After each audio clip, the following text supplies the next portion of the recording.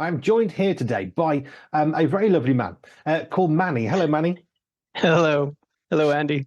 So you are. Let's just give a few basic details. You're Manny. You're from the US. Clearly, you don't live in the US. You are involved with Pace in Scandinavia. So just tell us a little bit about what you are doing. Like, who are you today? What are you doing? Yeah, originally from Southern California, born and raised in Orange County, California. And I've been doing missions work in Scandinavia, Denmark slash Faroe Islands since 2005. So, yeah, been married for 14 years. We have 4 kids, and we currently live here on the Faroe Islands, which is some islands in the North Atlantic in between Iceland, Norway, and north of the UK islands. You can say, hopefully I didn't say that wrong about you guys. Is it the British Isles or? British Isles, UK. I mean, anything works really. It's fine. Yeah. And yeah, my wife and I have been leading Pace Scandinavia since 2020. Yeah, so that's a little short description about where we're from and what we're doing. I've got you here to talk about the new Pace radio show. We'll come on to that in a little bit. But You're before right. we get on to that, which has got an awesome name, which we'll talk about in a minute, what was your involvement? How did you get involved with Pace? I mean, okay, so you're director of Pace in a nation where you're not from. So what was your journey into Pace, and how Mm. did you end up moving quite far away to a very different country? Yeah. Well, I struggled with addiction, drug addiction for many years of my life, from 16 to 26. And towards the end of that time, I realized I have always believed in God, but I wasn't, I didn't have a personal relationship with Him. I realized I needed that towards this end when I was just tired of the lifestyle. So I surrendered my life to God and got the help through my family, and they introduced me to this program called Teen Challenge. While I was in there, I got a heart for missions. And it just so happened that there was a Danish family coming to study the success rate and why it was so successful, Teen Challenge's success rates. And they needed a student to follow around to see what the journey was like. We hit it off really well, and he invited me for a short-term mission trip to the country of Denmark. It was only supposed to be a 3-month journey. And well, yeah, it turned into a lot longer. When I got there, I felt the call of God to stay and just to submerge myself into the culture. So, and I have always had a passion for youth work. I thought I would jump into, helping people with addictions, which I do, but I actually spend more time bringing awareness and prevention so they don't have to make the same mistakes as a lot of us have. So just about helping young people find their identity in Christ, having better values, and using their talents for something more than themselves. So that's been, my ministry journey. And my wife, when meeting her, she has the same passion for youth work. So we've always been involved with youth work. I was a youth pastor. She was a children's pastor. Doing different stuff. She's helped with children's albums. She's a worship leader.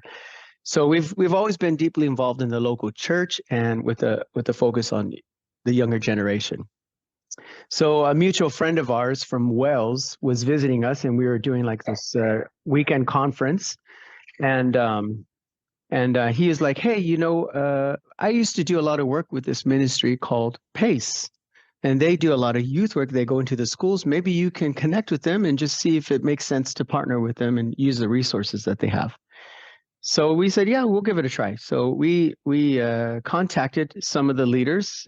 One time we met with Paul and Lynn, and just like over a Zoom meeting like this, and we instantly just felt the heart. You just align. Like, we didn't have to talk about deep theology or anything like that. We just felt like we were on the same page. So we talked about it, prayed about it, and decided, okay, we want to learn more about Pace and see if this is something that we can implement in Scandinavia. And this was just before COVID. So so we planned as a family. I took a leave from work, and she took a leave from school. She was studying to be a teacher at that time. and we were going to go to the States for 90 days and just get hands-on training from the global office in Texas. And we had it all planned out, tickets bought, everything. And then COVID came and everything just got shut down. We were just like, okay, God, is this really from you? Did we make a mistake? What's going on here? But we felt like there was longevity in this. We felt like this was it, and to not waver. So usually, like some of the core behind Pace is that, Jesus, he took his disciples on a journey and taught them on the way. So we learned about Pace the other way around. We did all of the teaching online with no experience, but we just knew it was right. But we were very active already in youth work, so we were actually able to implement all the resources and teaching into what we were doing. And then everything opened up, and we started a couple of teams in Denmark. We're on our second team here on the Faroe Islands, just reaching into the schools with heavenly values. Sometimes we're able to be blunt about our faith. Other times we just talk about the value system and help them adapt it. We work in local churches, and we do a lot of events with the you guys call it the council, I guess. It's the commune out here, so the city, the local city. So yeah, we're quite active with Pace and building it, pioneering it here in Scandinavia. Well, there's a fascinating story if ever there was one. So many people you speak to. So we had this amazing idea. It was all set, and then COVID happened, and it didn't. So it's really encouraging when I see someone who uses COVID in a good way. So a friend of ours had this business. I'm going to do a business. I'm going to do this. I'm going to do that. And then COVID made her think, I can't do any of those things. So it kind of forced her to focus in a different way, which was much better. And it sounds like in some ways God has... I love God breaking the rules. I remember hearing a guy from the States one time talking about the Holy Spirit being the rule breaker. He just loves to work around and kind of navigate around to accomplish God's plans in ways that we think, oh, it shouldn't work that way. We should do it this way. But God's way is better. And that's what it sounds like happened to you for you guys. Yeah, 100%. Cool. 100%. So you've got Pace teams in Denmark, in Scandinavia. I'm going to have to go off and Google where the Faroe Islands is, because in my head I can't quite picture it. I'll Google that later. So you're there. You really got to zoom in, with your fingers if you're on your phone. Okay. It's not huge. It's not, but it's very beautiful here. Cool. So I'll check out that later. So that's setting us something of you and your journey in faith and your journey towards Pace as well. I mean, I go back with Paul Gibbs to 1995, or 94 technically. I actually met him in 94. Wow. And I was one of the first teams, I think it was year 4 or something, 95 to 96. And it's been encouraging to see how Paul's attitude to life, you can see other people who've heard of Pace, and there's this little spark of joy. There's this little spark of knowledge of, yeah, that's good. And that's really encouraging. So I can see that in you as well. Thank you. Let's move on to the radio show, which is what we're really here to talk about. So do you want to give us the title of this show, which I love the title that Paul came up with. Everybody I say this to goes, ooh, I like that. It's really funny. It's a very similar response. So give us a title and just give us an overview. What is this show all about? Yeah, so the title of the show is Life on Mission, powered by Pace. And it just speaks for itself, because a lot of times we think we need to go somewhere to be on missions, but our life is a mission. I like when he gives out the Great Commission, Jesus, he says, go and make disciples. And a lot of times we take that go as, a destination. But if you look at the grammar behind it, it's as you go. As you go in life, you're making disciples. So it's wherever you're at in life, in the season that you're in. So basically that's what we want to do. And this is also a spawn off of COVID and the different direction we did with, implementing our resources and how we partner with churches, physically, but also online. I've been doing radio for a number of years. When I first moved to the Faroe Islands, they asked if I wanted to have a Christian radio show in English for all the internationals here and abroad. So I've been doing that, and God has ways of connecting things, right? So I'm like, okay, every season, should I stop with the radio show? Do they still, is it still interesting to listen to, what kind of content I put out there. And every year the radio stations are like, no, we love what you're doing. Keep on. I just thought there was more to it. So I introduced, hey, Paul, I do a radio show. And since I've had the Pais team, I've had them on my radio show and we talk about all things Pais. Would that be interesting to do something on a global level with this? And he just thought it was a brilliant idea because then it helps get a lot of our resources out in a whole different way on a different platform because, we have a lot of video content. We have a lot of readable resources for people to tap into and whatnot and hands-on training.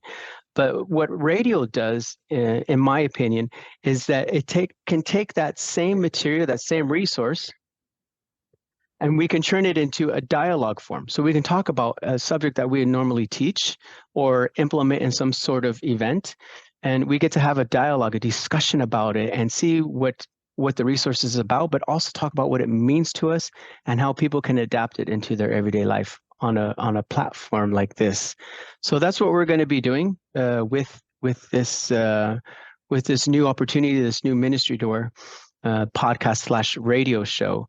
We're going to use this next year.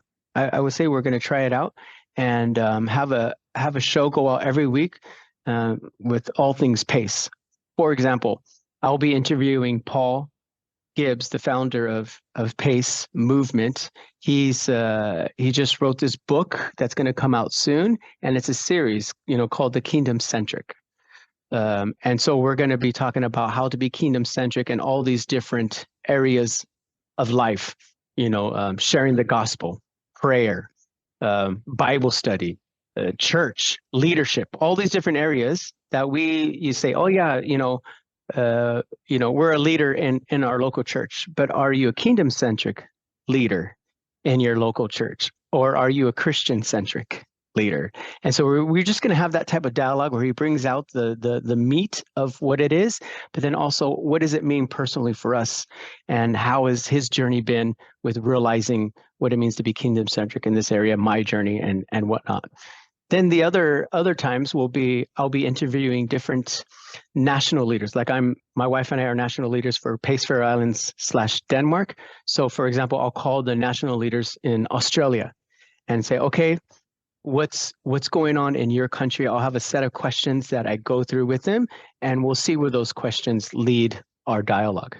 So that's basically what we're going to be doing this next year. And I think it's going to be quite interesting because, yes, it will bring nice advertisement and excitement to, oh, there's a Pais in Australia. Oh, I want to sign up. But it's more about, okay, wow, the kingdom of God is that big and has that much of a synergy that what we're doing in Scandinavia, it might look a little bit different, but the template, the foundation that we're using can be used anywhere. And this is the fruit that is coming from it in the season that Australia is in, or the season that America is in, and so on. Which is really exciting. And what was also exciting is, as you were going to Paul Gibbs, I was also going to him saying, hey, Paul, we've started a radio station. Can we support you and work in some way together? What can we do for the kingdom? So I love how God, he doesn't work one person at a time, one strand at a time. When you look at what God does and you can look back, hindsight's great, but it's also a good thing to look back and think, that's what God was doing. And look how he brought all this together, which is really exciting. So that's the show that's coming up, which is really exciting because we're a global station, you're a global ministry that we can put out globally where you are globally, which is really exciting for us as well. And nice. I love where this might be going. I know we're going to have other material from Pais as well. So we do a show on a Sunday. We're going to have some other video teachings, which we're going to make into audio to go out on a Sunday. So there's other material on top of the new show, which is starting on Tuesday, the 6th of February at 8 o'clock. Oh, no stress. no stress. That's the week after next, by the way. So that's starting up. But what's exciting is we've just started repeating shows. So if you're listening to this right now, it's going to go out UK time, 6 p.m.